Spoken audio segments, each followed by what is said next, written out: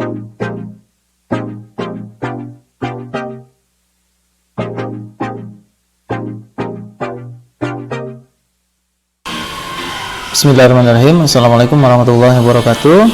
Nana, apa kabar? Kali ini Pak Handi akan mengajak kalian untuk belajar untuk membuat paragraf, ya, khususnya paragraf non-fiksi. Materi ini merupakan materi di tema 5 sebetulnya, ya. Namun juga ada kaitannya dengan materi di tema 2 kalau tidak salah, ya, untuk kelas 5. Ini Pak Handi perlu buatkan supaya kalian bisa terbiasa untuk membuat paragraf, ya. Mudah-mudahan dengan adanya video ini bisa terbantu. Oke, kita mulai saja, ya. Sebelum membuat paragraf, kita perlu memahami dulu apa yang harus kita lakukan sebelum membuat sebuah paragraf. Nah, langkah yang pertama yang bisa kita lakukan adalah tentu saja menentukan ide pokoknya atau pokok pikiran.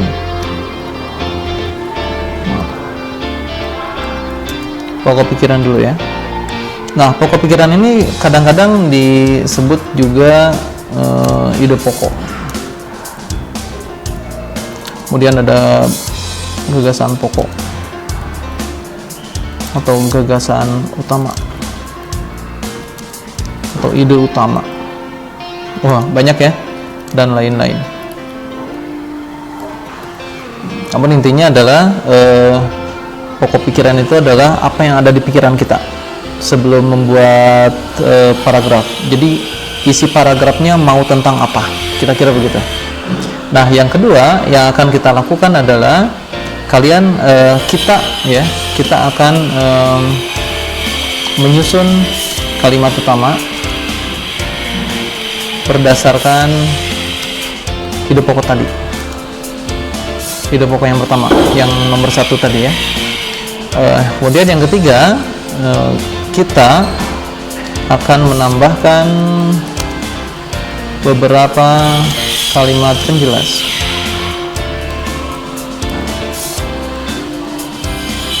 Bisa 1, 2, 3, mungkin 5 dan lain sebagainya, sesuai kebutuhan saja. Kalau dirasa kalimatnya sudah cukup memperjelas kalimat utama, maka kalian sudah bisa mengakhiri, ya, kalimat penjelasnya. Nah, kita akan buat sebuah paragraf. Contoh, ya. Langkah pertama, kita akan menentukan dulu pokok pikiran tadi, ya, atau ide pokok tadi, boleh, ya. Kita menyebutnya ide pokok, boleh, atau pokok pikiran pokok, gagasan utama, gagasan pokok, itu, ya, sama saja lah, ya.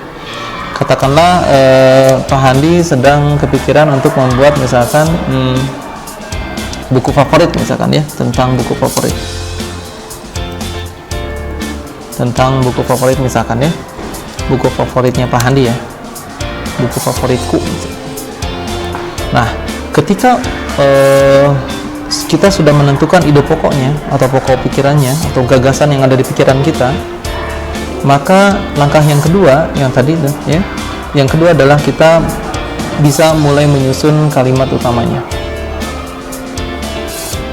Kalimat utamanya berdasarkan ide pokok yang tadi, ya, berdasarkan ide pokok yang tadi. Contoh. Tapi pastikan ketika kita membuat membuat paragraf, maka pastikan menjorok, ya, di awalnya itu. Jadi menjorok ke tengah, begitu kira-kira. Kalau katakanlah Pak Handi membuat paragrafnya berbentuk deduktif, ya. Masih ingat tidak paragraf deduktif itu apa? Ya, paragraf yang menempatkan kalimat utamanya di awal, ya. Ini Pak Handi akan buatkan sebuah kalimat utama di awal paragraf, sehingga nanti paragrafnya adalah paragraf deduktif. Contoh, ya, tentang buku favorit. Misalkan salah satu buku favoritku adalah misalkan Shogun. Ya, ini adalah salah satu judul novel kesukaan Pak Handi ya, Shogun judulnya. Buku ini misalkan ya. Oh ya maaf. Salah satu buku favoritku adalah Shogun.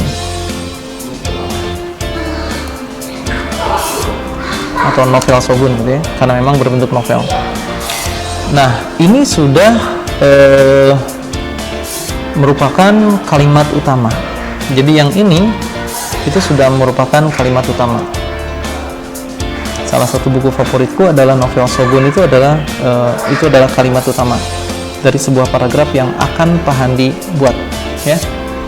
Oke, seperti tadi yang sudah Pak Handi katakan, maka langkah ketiga tadi sudah kita buat ide pokoknya, kedua sudah membuat kalimat utamanya, maka langkah yang terakhir adalah kita akan membuat beberapa kalimat penjelas. Oke, kita lihat. Kita akan buat beberapa kalimat penjelas. Ini adalah kalimat penjelasnya. Misalkan salah satu buku favoritku adalah novel Shogun. Misalkan ya. Buku ini menceritakan seorang tentara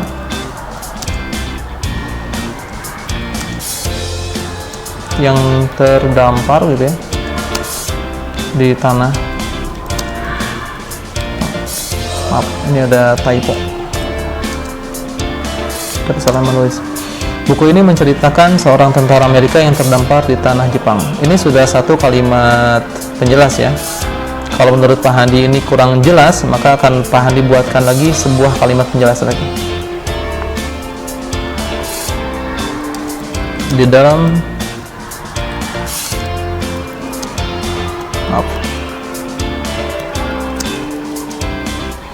terkandung banyak sekali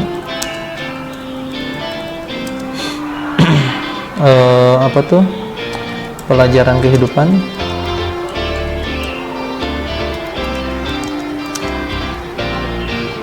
dan kisah yang dapat misalkan ya,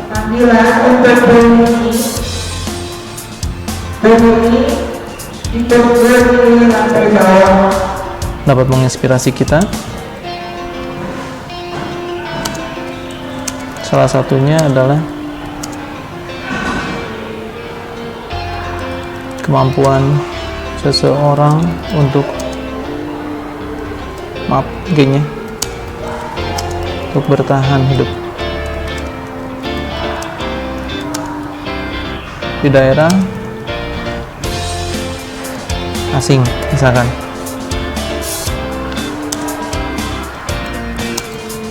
Buku ini salah satu buku bestseller. Oke, itu dia. Kita lihat di sini ada satu kalimat utama, kemudian ada beberapa kalimat penjelas. Ada satu kalimat penjelas. Ini kita pisahkan aja ya, kita warnai dengan warna ini misalkan ya. Kemudian ini ada kalimat penjelas yang kedua. Di dalam novel ini terkandung banyak sekali pelajaran kehidupan dan kisah yang dapat menginspirasi kita. Oke, kita warnai lagi yang berbeda misalkan ya. Ini kalimat penjelas yang kedua. Kemudian salah satunya adalah kemampuan seseorang untuk bertahan hidup di daerah asing. Ini adalah kalimat penjelas yang ketiga. Dan ini adalah kalimat penjelas juga. Pak, apakah ini kalimat utama yang diletakkan di belakang? Buku ini salah satu buku bestseller. Ini bukan, ya. Ini merupakan masih kalimat penjelas. Kenapa? Biasanya kalau kalimat utama yang diletakkan di belakang itu biasanya berbentuk kesimpulan ya. Misalkan jadi buku ini, nah kalau seperti itu bisa termasuk kalimat utama yang diletakkan di belakang. Oke. Ini adalah salah satu paragraf yang Pak Handi yakin kalian sebetulnya mampu untuk bikin sendiri, untuk membuat juga ya. Selama kalian mengikuti langkah-langkah ini. Jadi yang pertama, kalian tentukan pokok pikirannya. Jadi apa yang ada di pikiran kalian, ingin menulis tentang apa, lalu kalian susun kalimat utama yang berdasarkan ide pokok yang tadi atau pokok pikiran yang tadi. Kemudian yang ketiga, barulah kalian tinggal menambahkan beberapa kalimat penjelas saja. Sudah, selesai, semudah itu. Itu saja mungkin ya dari Pak Handi. Terima kasih atas perhatiannya. Tetap semangat dan ceria. Assalamualaikum warahmatullahi wabarakatuh. Semangat.